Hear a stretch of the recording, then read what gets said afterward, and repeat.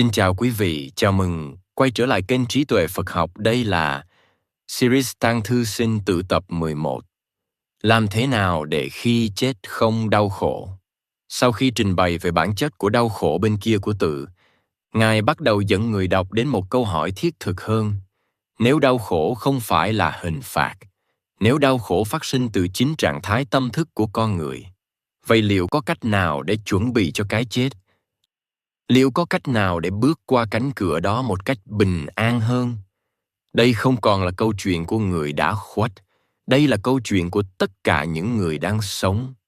Bởi sớm hay muộn, ai rồi cũng sẽ phải đối diện với khoảnh khắc ấy. Khoảnh khắc buông bỏ thân xác.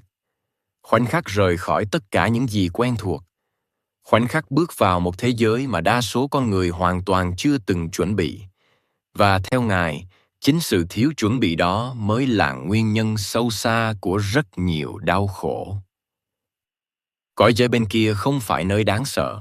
Một trong những điều thú vị nhất của chương này là Ngài không mô tả thế giới bên kia như một nơi đầy hiểm họa. Ngược lại, Ngài viết: cõi giới bên kia của Tú được cấu tạo bởi các nguyên tử chuyển động hết sức nhanh và nhẹ, nên nó là môi trường hoàn hảo cho những người có đời sống tâm linh hướng thượng. Có thể thấy từ đầu đến giờ, Ngài luôn cố gắng tháo gỡ nỗi sợ mà con người gắn cho cái chết. Nỗi sợ ấy thường bắt nguồn từ sự tưởng tượng, từ những điều chưa biết, từ những hình ảnh đáng sợ được truyền lại qua nhiều thế hệ. Nhưng ở đây, Ngài đưa ra một cách nhìn hoàn toàn khác. Theo Ngài, đối với những người đã quen sống bằng đời sống nội tâm, thế giới bên kia không phải là một cú sốc. Ngược lại, đó có thể là một môi trường thuận lợi hơn để họ tiếp tục phát triển. Điều này rất đáng suy ngẫm. Bởi phần lớn con người hiện đại dành gần như toàn bộ năng lượng cho đời sống bên ngoài. Công việc, tiền bạc, danh tiếng, địa vị, sự công nhận, nhưng rất ít thời gian được dành cho việc hiểu chính mình, quan sát tâm mình, rèn luyện tâm mình, nuôi dưỡng đời sống tinh thần.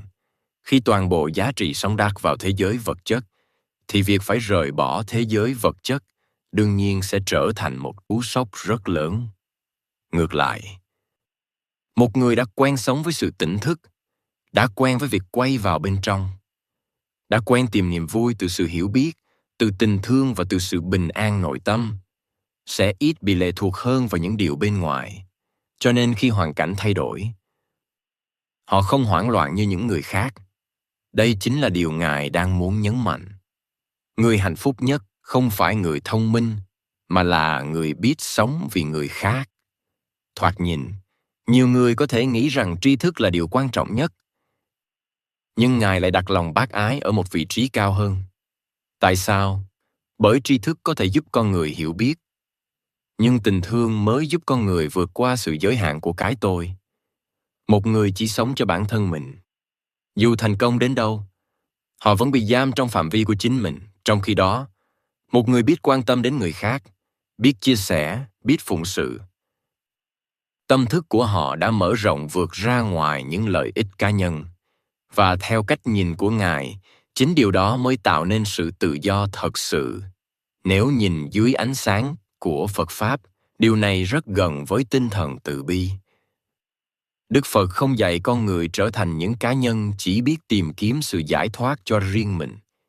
Ngài luôn nhấn mạnh đến lòng từ, lòng bị, khả năng cảm nhận được nỗi khổ của người khác và mong muốn giúp họ vượt qua nỗi khổ ấy.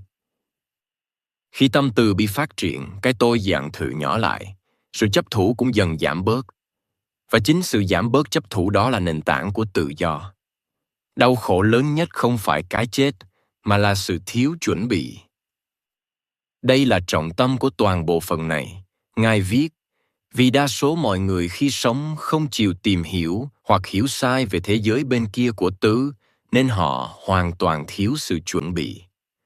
Điều đáng chú ý là Ngài không nói đến người xấu, không nói đến người ác, không nói đến tội lỗi. Ngài nói đến sự thiếu chuẩn bị. Đây là một góc nhìn rất thực tế. Hãy tưởng tượng một người chuẩn bị chuyển đến một đất nước hoàn toàn xa lạ. Họ không học ngôn ngữ, không tìm hiểu văn hóa, không biết luật lệ, không biết phong tục, không biết điều gì đang chờ đợi mình. Khi đặt chân đến nơi đó, họ sẽ cảm thấy thế nào? Hoang mang, lo lắng, bối rối, sợ hãi. Không phải vì đất nước đó đáng sợ, mà vì họ không hề chuẩn bị. Ngài cho rằng, rất nhiều người bước vào cái chết trong tình trạng tương tự. Họ dành cả đời để chuẩn bị cho công việc, chuẩn bị cho hôn nhân, chuẩn bị cho việc mua nhà, chuẩn bị cho tuổi già, nhưng lại không chuẩn bị cho sự kiện chắc chắn nhất trong cuộc đời. Đó là cái chết. Cho nên khi cánh cửa ấy mở ra, họ rơi vào trạng thái hoang mang, không biết điều gì đang diễn ra, không biết phải làm gì, không biết phải đi đâu. Điều thú vị là trong đoạn này, Ngài không mô tả đau khổ như sự trừng phạt, mà như sự lạc lối. Một người bước vào nơi xa lạ mà không có bản đồ, không có định hướng, không có hiểu biết, đó mới là điều khiến họ khổ sở. Ngài đặt ra một câu hỏi. Tại sao phần lớn con người khi già yếu, các ham muốn như ăn uống, thèm khát và cảm xúc xác thịt cũng theo đó mà giảm bớt đi? Thông thường, con người rất sợ sự già nữa. Sợ tóc bạc, sợ da nhăn, sợ cơ thể suy yếu. Nhưng Ngài lại nhìn quá trình này theo một hướng hoàn toàn khác. Ngài cho rằng có thể tự nhiên đang âm thầm chuẩn bị cho con người bước qua một giai đoạn mới. Khi còn trẻ, ham muốn rất mạnh, sức sống rất mạnh. Sự bám víu vào thế giới vật chất cũng rất mạnh. Nhưng theo thời gian, nhiều thứ dần suy giảm, cơ thể không còn như trước, các giác quan không còn như trước, những khoái lạc từng hấp dẫn cũng giảm sức hút. Nhiều người xem đó là sự mất mát, nhưng Ngài lại xem đó là một sự chuyển tiếp, một sự chuẩn bị, một cách để con người dần học buông xuống những thứ mà rồi họ sẽ phải buông xuống. Nếu nhìn từ góc độ Phật Pháp, đây là một nhận thức rất sâu sắc, bởi vô thường không chỉ là sự tàn phá, vô thường cũng là một sự giáo dục. Mọi nếp nhăn, mọi sợi tóc bạc, mỗi lần cơ thể suy yếu, đều đang nhắc nhở rằng không có gì có thể giữ mãi, và người học được bài học đó sớm sẽ ít đau khổ hơn khi phải buông bỏ. Ngài đưa ra một kết luận rất rõ ràng. Hãy tập làm chủ các giác quan, kiềm chế các ham muốn vật chất và phát triển đời sống tinh thần ngay từ lúc này. Điều đáng chú ý là Ngài không bảo người đọc phải đợi đến lúc già mới chuẩn bị, cũng không bảo đợi đến khi bệnh nặng mới nghĩ đến cái chết.